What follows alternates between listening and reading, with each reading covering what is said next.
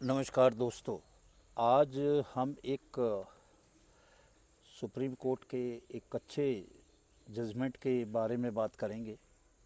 और ये जो जजमेंट है ये है कि इसमें स्पेसिफिक रिलीफ एक्ट में प्लेंटिफ ने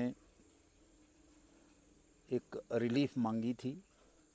इसे अगर मोटे तौर पे मैं कहूँ तो इसमें कोई आदमी एग्रीमेंट कर लेता है, एग्रीमेंट टू सेल, और जब उसको रजिस्ट्री करने का, बेचने का, एक्चुअल सेल का काम आता है तो उस वक्त वो मुकर जाता है।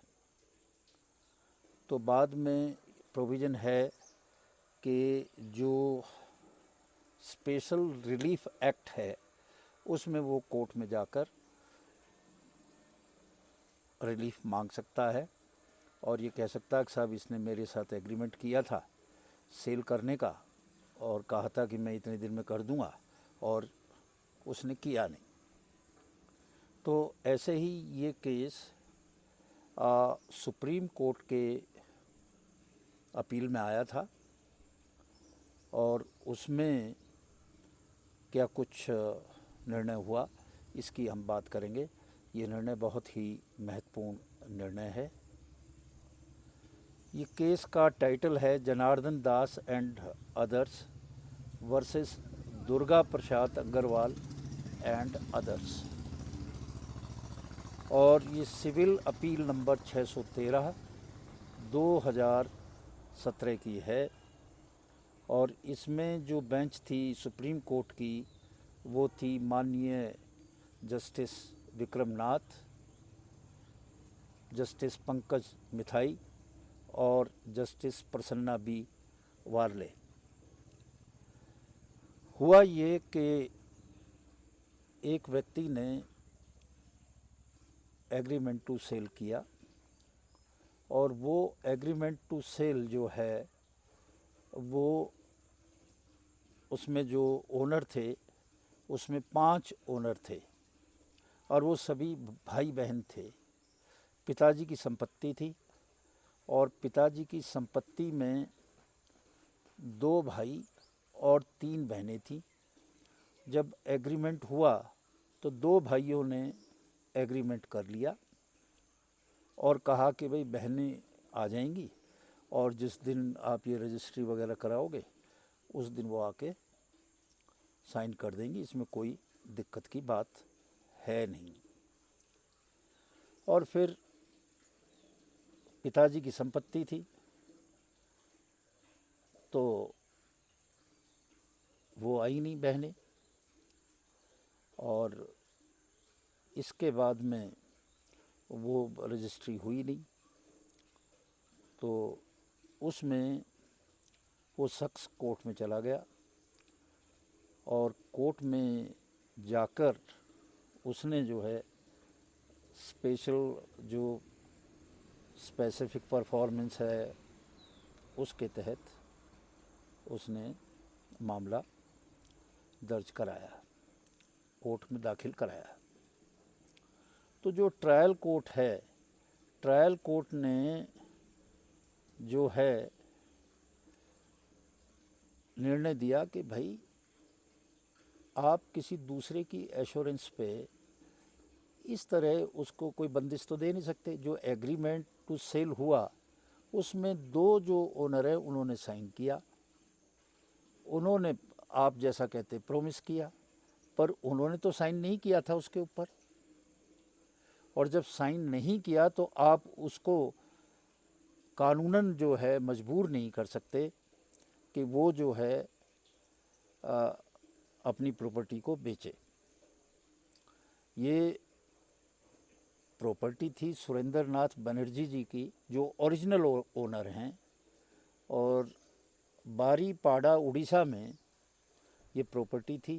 उनके मरने के बाद इसके 5 हिस्से हुए, 5 वारिस हुए, 2 लड़के विनेंद्र बनर्जी और सोमेंद्र नाथ बनर्जी और 3 उनकी बहनें।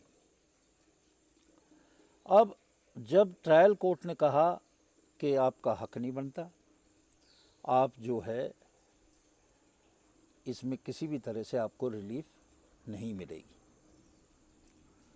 तो प्लेंटिफ जो है डिफेंडेंट्स के अगेंस्ट जो है हाई कोर्ट में चला गया और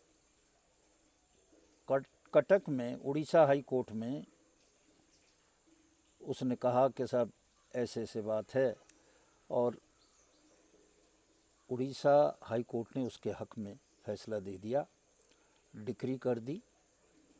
उनके खिलाफ भी जो बहनें थी जिनका एग्रीमेंट टू सेल पे कोई सिग्नेचर नहीं था कि आप इसको रजिस्ट्री कराइए, इसको बेचिए, जैसा आप एग्रीमेंट हुआ है, तो इस निर्णय के खिलाफ जो डिफेंडेंट थे, क्योंकि इसमें प्लेंटिफ को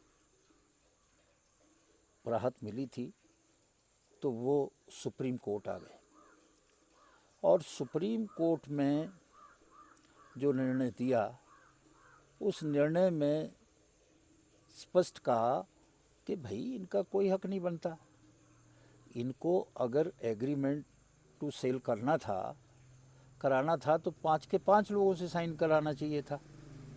आपने 2 से साइन कराया और 3 के बारे में उनका जो प्रोमिस था कि साहब वो कर देंगे, आपने मान लिया, उन्होंने सिग्नेचर तो नहीं किए। तो जो एक कंडीशन है कि एग्रीमेंट की, उसको आप पूरा करते नहीं हैं, उनके ऊपर ये लागू होता नहीं है। लागू इसलिए नहीं होता कि आपने जो रेस्पॉन्सिबिलिटी आपकी होनी चाहिए थी रेडीनेस की और विलिंगनेस की, उसमें आपकी में कमी रही। जब आप ही रेडी नहीं थे रजिस्ट्री के लिए, क्योंकि आपने केवल 2 हिस्सेदारों से बात करी, तो जो रेडीनेस एंड विलिंगनेस की जो कंडीशन है उसको आप पूरा नहीं करते।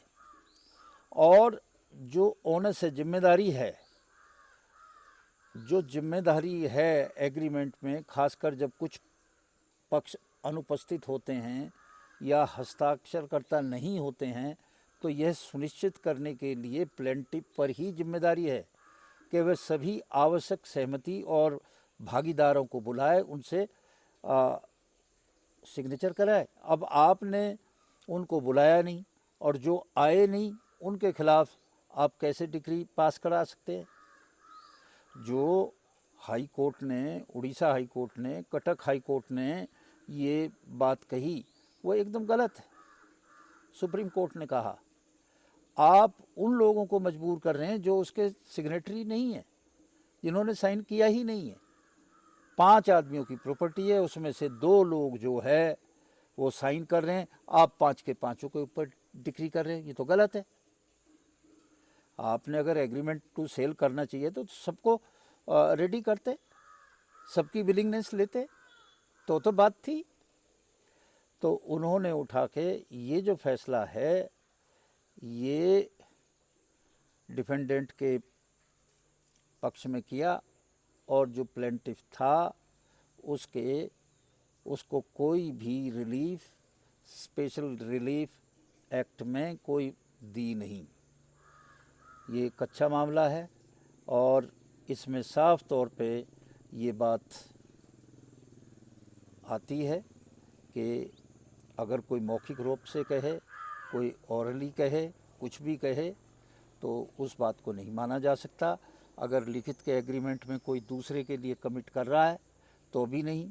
इसमें वो एक बात कहता रहा कि साहब जो बहनें हैं उन्होंने जीपीए दिया हुआ है, जीपीए दिया हुआ है भाइयों को, तो भाई ने कर दिया।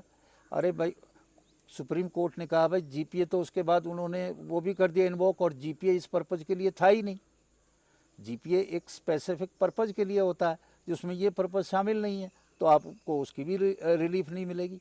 तो इस तरह से उन्हें कोई रिलीफ मिली नहीं, और आप सबके जानकारी के लिए बता दूं, अगर कोई इस तरह का मैटर होता है विश्वास ना करें। आप जितने भी उसके भागीदार हैं, जितने भी उसके ओनर हैं, उन सबसे उनकी विलिंगनेस, उनकी रेडीनेस, उनकी जो है सिग्नेचर करा के ही इस तरह की बात करें। आपको कोई रिलीफ मिलेगी नहीं। सुप्रीम कोर्ट ने ये बात स्पष्ट कर दी। आज इन्हीं शब्दों के साथ मैं आपसे विदा लेता हूँ। नमस्कार।